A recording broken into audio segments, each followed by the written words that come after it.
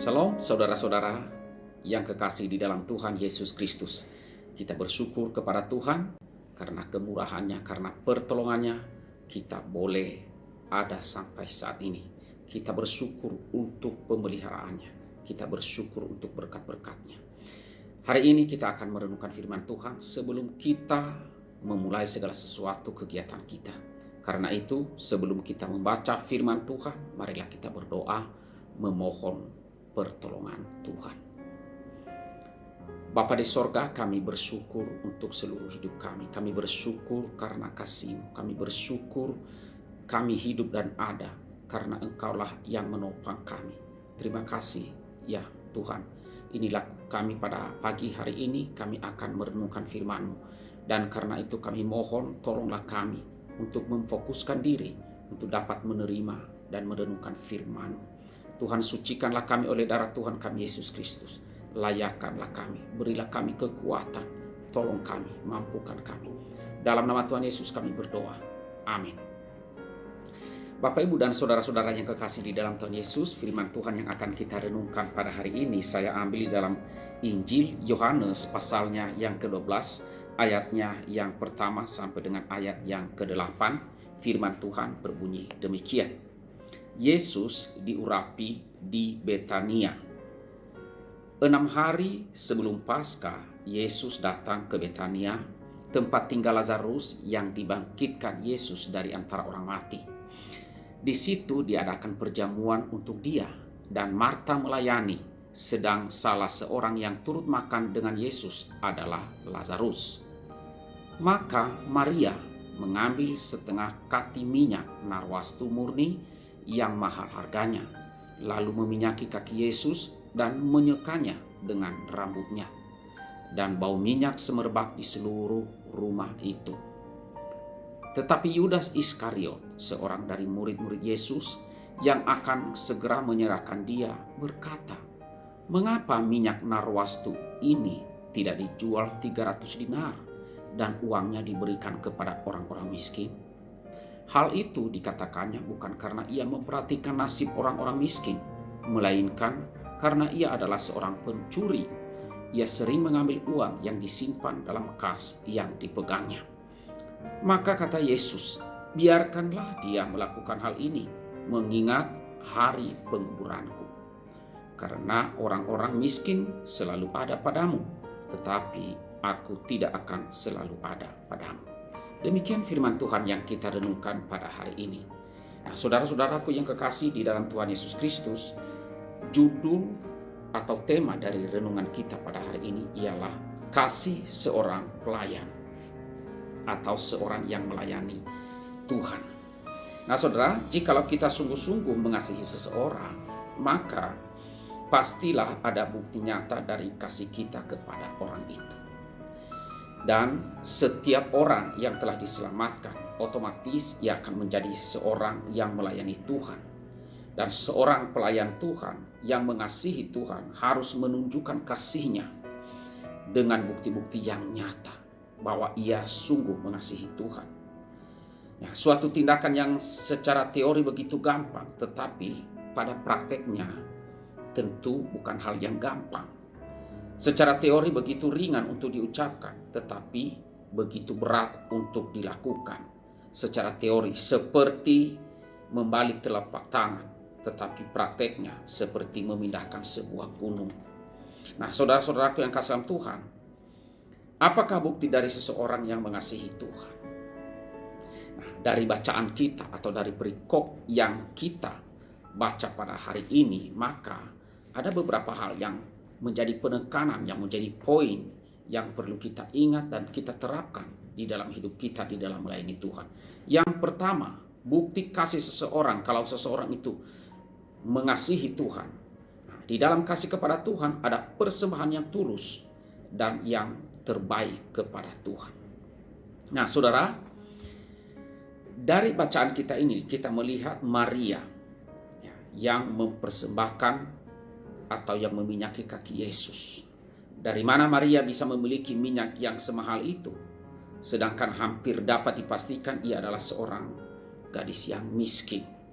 Nah, kemungkinan besar Maria ini telah menabung begitu lamanya, sehingga dapat membeli minyak narwastu yang mahal harganya itu. Dan itu dia lakukan, menabung itu adalah untuk dia pakai nantinya pada waktu pernikahannya. Tentu Maria sangat menyayangi minyak itu, karena minyak itu ia akan pakai untuk calon suaminya kelak. Nah, sehingga bisa dikatakan ketika Maria memiliki minyak itu, maka benda itu adalah menjadi benda yang sangat berharga, menjadi benda yang sangat kesayangannya. Nah, saudara-saudaraku yang kekasih di dalam Tuhan Yesus Kristus, Maria melakukannya, mengurapi kaki Yesus, mempersembahkan satu buli-buli minyak narwastu yang mahal. Harganya kira-kira 300 dinar menurut perkataan Yudas Iskariot.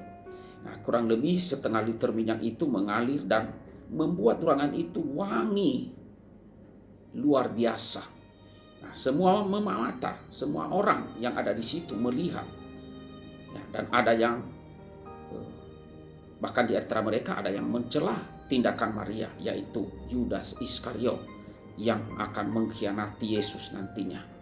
Nah, saudara, bagi Maria, kasih itu bukan kasih kalau itu memperhitungkan harganya. Kasih itu memberikan semua miliknya, dan satu-satunya penyesalan adalah bahwa ia tidak mempunyai lebih banyak lagi untuk diberikan bagi Tuhan. Nah, saudara-saudaraku yang kekasih dalam Tuhan, persembahan yang diberikan dengan tulus tetapi bukan dengan yang terbaik adalah sesuatu kebohongan. Tetapi persembahan yang terbaik tetapi tidak diberikan dengan ketulusan juga suatu keterpaksaan. Kita melihat persembahan Maria terbaik karena ia memberikan sesuatu yang bagi dirinya adalah segala-galanya. Persembahan Maria tulus karena ia tidak pernah mengeluh kepada Yesus atas hinaan, kesusahan yang ia terima karena persembahannya itu. Inilah persembahan yang tulus dan yang terbaik sebagai bukti kasih seseorang kepada Tuhan atau seseorang yang melayani Tuhan. Yang kedua, saudara, di dalam kasih kepada Tuhan ada kerendahan hati dan penyangkalan diri. Di bagian firman Tuhan yang kita baca tadi, ketika Maria mengambil minyak narwastu itu lalu menuangkannya di kaki Yesus, kemudian ia menyekanya dengan rambutnya. Saudara, rambut adalah bagian tubuh wanita yang sering disebut sebagai mahkota wanita. Tidak heran kalau rambut sering mendapat perhatian khusus dari seorang wanita. Nah, Maria adalah seorang wanita terhormat, tetapi ia justru memakai dan membiarkan rambutnya terurai ketika ia mengurapi kaki Yesus. Seisi ruangan hampir dapat dipastikan mencela perbuatan Maria itu. Mencela perbuatannya bukan hanya karena pemborosan yang ia lakukan, tetapi juga karena perbuatannya. Bagaimana rambutnya yang semestinya sebagai mahkota, tetapi ia pakai untuk menyeka minyak narwastu yang dituangkan di kaki Yesus. Seisi ruangan melihat Maria dengan tatapan mata yang tajam, seperti memusuhinya. Mereka mungkin tidak lagi melihat Maria, tetapi mereka melihat Maria itu sebagai seorang pelacur, seorang berdosa yang harus dibuang dari antara mereka. Namun demikian, saudara, kita melihat Maria melakukannya.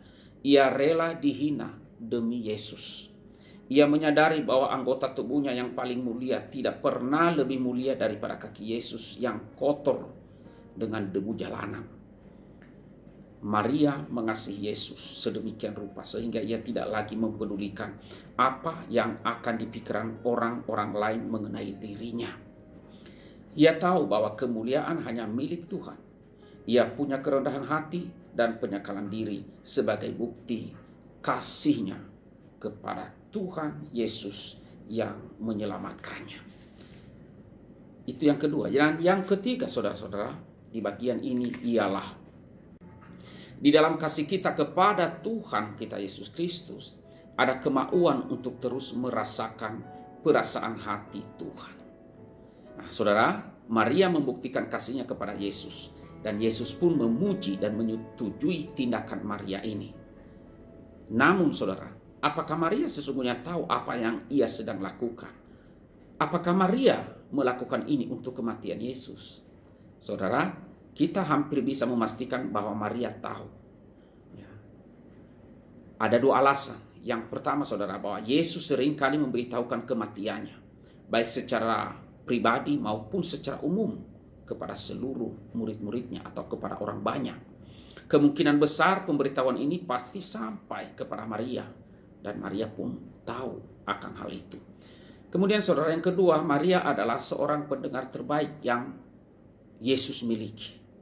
Ia adalah seorang yang pernah duduk di bawah kaki Yesus untuk mendengarkan suara Tuhan Yesus. Nah saudara, ketika atau minggu-minggu terakhir itu tiba, ya, minggu-minggu terakhir sebelum Yesus disalibkan, mati disalibkan, Maria tahu bahwa waktunya untuk bersama-sama dengan Tuhan Yesus itu tinggal sedikit lagi. Dalam waktu-waktu ini ia ingin Tuhan Yesus tahu bahwa ia sungguh mengasihi Tuhan Yesus sebelum Tuhan naik di atas kayu salib, disalibkan untuk menanggung hukuman dosa umat manusia. Ya, Maria ingin tahu bahwa Tuhan tahu bahwa ia turut merasakan pergumulan dan perasaan Tuhan Yesus. Nah, saudara-saudara yang kasih dalam Tuhan, di dalam ayat pertama Yesus mengatakan, karena itu 6 hari sebelum Paskah, Yesus datang ke Betania. Nah, perkataan atau kata-kata karena itu menunjukkan bahwa apa yang Yesus lakukan itu berhubungan dengan konteks sebelumnya di dalam pasal yang ke-11. Di dalam pasal 11 ayat 52 terlihat bahwa tokoh-tokoh, para pemimpin orang Yahudi sudah sepakat untuk apa? Untuk membunuh Yesus. Ya, itu sebabnya Yesus, karena tahu bahwa waktunya belum sampai, pergi ke dekat gurun untuk menghindari penangkapan dan pembunuhan terhadap dirinya. Tetapi pada waktunya yang sudah dekat, 6 hari sebelum itu, sebelum Paskah, sekalipun Yesus tahu adanya pencarian dan perintah penangkapan terhadap dirinya, ia sengaja pergi ke Betania, yang berarti mendekati Yerusalem, tempat ia akan ditangkap. Walaupun ia sengaja pergi, pasti di dalam kemanusiaannya Yesus mengalami pergumulan. Nah saudara, Maria tahu dan merasakan bahwa Yesus bergumul di dalam kemanusiaannya, dan hal ini merupakan bukti kasihnya kepada Tuhan Yesus. Nah, inilah kasih yang benar. Ketika dua orang sungguh-sungguh saling mengasihi, maka mereka bisa saling merasakan perasaan orang yang dikasihinya. Dan inilah yang terjadi di dalam hubungan Maria dengan Tuhan Yesus. Maria mengenal Yesus dengan cara pengenalan yang berbeda dengan Yudas. Yudas Iskariot adalah seseorang yang kenal dengan Tuhan, tetapi Maria adalah seseorang yang kenal dengan Tuhan, pengenalan yang mendalam. Pengenalan Yudas hanya sampai di dalam otaknya saja, di dalam rasionya saja. Tetapi pengenalan Maria sampai ke dalam lubuk hatinya dan teraplikasi dalam kehidupannya. Yudas tidak bisa merasakan hati Tuhan Yesus yang penuh pergumulan, menanggung hukuman dosa manusia, karena ia hanya menggunakan rasionya saja. Tetapi Maria merasakan bagaimana apa yang dirasakan oleh Tuhan Yesus, sehingga ia pun menggunakan hatinya untuk dapat merasakan akan hal itu. Nah saudara-saudaraku yang kekasih di dalam Tuhan Yesus Kristus, hal inilah yang membuat Maria lebih dekat dengan Tuhan Yesus. Ia bisa mengasihi Tuhan dengan tulus dan mau merasakan apa yang dirasakan oleh Tuhan Yesus. Tuhan Yesus tahu dan merasakan kasih yang tulus dari Maria, ya, dan tahu ya bahwa Maria pun juga mengasihi Tuhan Yesus. Nah saudara-saudaraku yang kasih dalam Tuhan, walaupun Maria dikecam dan ditentang oleh banyak orang, ia tetap melakukan perbuatan kasihnya sebagai tanda bahwa ia benar-benar mengasihi Tuhan, karena menyadari bahwa Tuhan juga mengasihinya, bahwa Tuhan Yesus telah mengampuni dan menyelamatkannya. Ya, nah saudara-saudara yang kasih dalam Tuhan, Maria tidak goyah karena ia bisa melihat dan bisa merasakan perasaan yang dirasakan oleh Tuhan Yesus yang menanggung hukuman dosa umat manusia. Ia tetap mau menyenangkan hati Tuhan walaupun ia dikecam oleh banyak orang, karena ia tahu sisi hati Tuhan. Nah, saudara-saudaraku yang kekasih di dalam Tuhan Yesus Kristus, bagaimana dengan kita? Ini adalah merupakan tantangan kepada setiap kita. Apakah kita sungguh-sungguh menyadari hal ini dan sungguh-sungguhkah kita mengasihi Tuhan? Kalau memang kita sungguh-sungguh mengasihi Tuhan, maka tentu ada buktinya seperti yang dilakukan oleh Maria. Yang pertama tadi adalah di dalam kasih kepada Tuhan ada persembahan yang tulus dan yang terbaik kepada Tuhan. Itu yang pertama. Apakah kita sudah melakukan itu? Ada persembahan tulus dan yang terbaik yang kita lakukan, kita berikan kepada Tuhan. Yang kedua, kalau kita sungguh-sungguh mengasihi Tuhan, maka kasih kepada Tuhan itu ada kerendahan hati dan penyangkalan diri. Ya, seperti yang dilakukan oleh Maria. Ia menyangkal dirinya. Ia punya kerendahan hati. Rambutnya sebagai mahkota. Ia tidak peduli itu. Ia gunakan untuk menyeka minyak narwastu yang ia tuangkan di kaki Tuhan Yesus. Ini adalah bentuk penyangkalan diri. Nah, bagaimana dengan kita, saudara? Kemudian yang ketiga, saudara, di dalam kasih kita kepada Tuhan, ada kemauan untuk turut merasakan perasaan hati Tuhan. Seperti Maria, ia tahu betul bagaimana perasaan Tuhan yang akan menanggung hukuman dosa manusia di atas kayu salib. Dan itulah yang ia terapkan di dalam kehidupannya. Nah, ini adalah tantangan bagi kita yang perlu kita renungkan. Kiranya Tuhan menolong kita dan terus kita membuktikan bahwa kita sungguh mengasihi Tuhan. Mari kita berdoa. Tuhan Allah Bapa kami yang bertahta di dalam kerajaan sorga, kami bersyukur kepadamu ya Tuhan.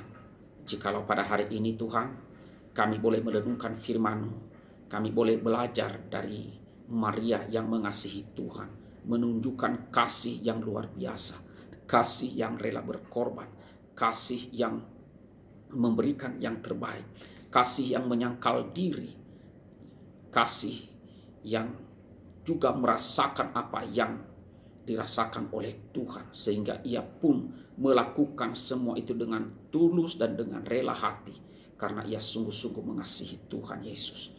Tuhan, kami mohon ampunilah kami Tuhan, seringkali kasih kami kepada Tuhan hanyalah asalan, tetapi tidak sungguh-sungguh. Tetapi biarlah melalui apa yang dilakukan oleh Maria, kami boleh dimampukan oleh Tuhan untuk dapat melakukannya, untuk mengasihi Engkau ya Tuhan, dengan segenap hati kami, dengan pengorbanan, dengan kerendahan hati, dan dengan perasaan yang tulus hati di hadapan-Mu. Tuhan, tolonglah kami, berkatilah seluruh umat-Mu, semua jemaat pada hari ini. Di dalam nama Tuhan Yesus kami berdoa. Amin.